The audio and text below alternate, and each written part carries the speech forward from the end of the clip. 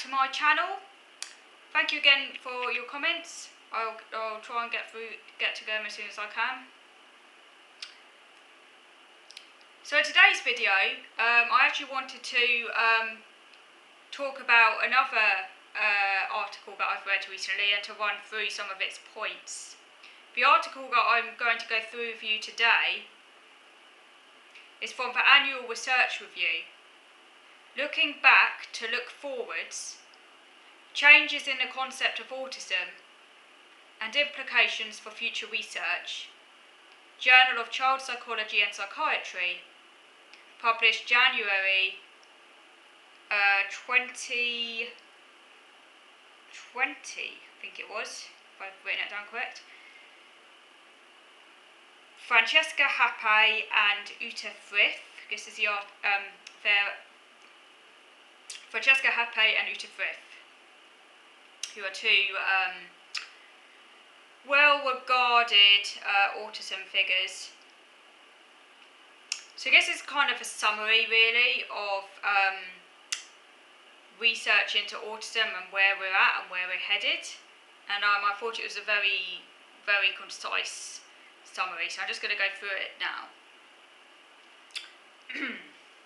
So there are 7 areas that the article covers.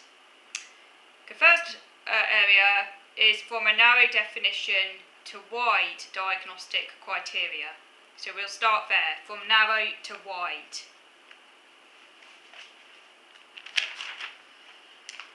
So the Diagnostic and Statistical Manual of Mental Disorders, 3rd edition, 1980, that was 7 years before I was born,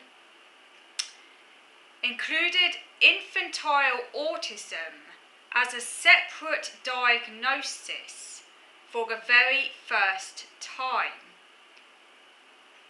and listed as one of 6 criteria was a, quote, pervasive lack of responsiveness to other people. A pervasive lack of responsiveness to other people. This was DSM-3, 1980. That was one of the criteria. That's quite stark, isn't it? In contrast, in the Diagnostic Statistical Manual 5th edition, 2013, which is the most recent iteration of the DSM, the criteria has changed to, I quote, persistent deficits in social communication and social interaction across multiple contexts, which can be met in a wide range of ways. So no longer does the child or adult have to necessarily display a pervasive lack of responsiveness to other people. It's now understood to be much broader than that. Now, Lorna Wing, I actually met Lorna Wing quite a while back now, at an autism charity opening, local autism charity residential day service opening. I actually met her once. She was very nice. I actually had a kind of one-to-one with her, but she's deceased now. But Lorna Wing, she's a well-regarded psychiatrist in the area of autism. She suggested an autistic social typology of aloof, passive, and active but odd. So obviously an active but odd child or adult would not be showing a pervasive lack of responsiveness to other people, but would be actively trying to engage with other people, but doing so in a rather odd, inappropriate, socially naive, gauche manner. It would be the aloof presentation that would be displaying that pervasive lack of responsiveness, but that is just one way in which autism can now present. So it's changed, it's a lot broader now. So this was seen as an early attempt to move from a lack of responsiveness to social difficulties that varied widely in manifestation. And that was way back in 1979 when Lorna Wing first described this typology. That was actually before that 1980 rather narrow definition, because it wasn't until much later that that wider typology was included in the actual diagnostic manuals. However, the perception remained in the 1980s that a child who was over-friendly was not autistic. You cannot be over-friendly and autistic. So that would have counted me out back in the day, because I was one of those active but odd children that Lorna Wing described. In actual fact, when I was a child, I would approach random people. Like I did so on the train, I'd randomly start talking to people. I didn't have any social reserves, you know. I've actually changed a hell of a lot. A lot of that is to do with the fact I now have OCD, which has obviously massively kind of distorted my personality somewhat. But before OCD developed, I was, I would approach people. I didn't have any social anxieties or anything, but I did so in a very kind of inappropriate way. So yeah, definitely in that kind of active but odd bracket. I wasn't aloof. Of course, it had to be on my own terms. And I didn't always show an appropriate interest in other people, but I certainly tried to kind of interact with others. It was just done so in a very inappropriate way. Now, two more of the DSM-3 6 diagnostic criteria for infantile autism, as it was back then described, were gross deficits in language development, and if speech is present, peculiar speech patterns, such as immediate and delayed echolalia, that's to say, repeating back what someone has said to you, either immediately or later on, so the speech is very scripted, like echoing other people's speech, or pronoun reversal. Interestingly, by the way, I did display pronoun reversal when I was a child. Now, all toddlers display pronoun reversal. That's actually very normal as part of very early speech development. Non-autistic, very young, you know, it's a normal way of learning how to speak. All children do it.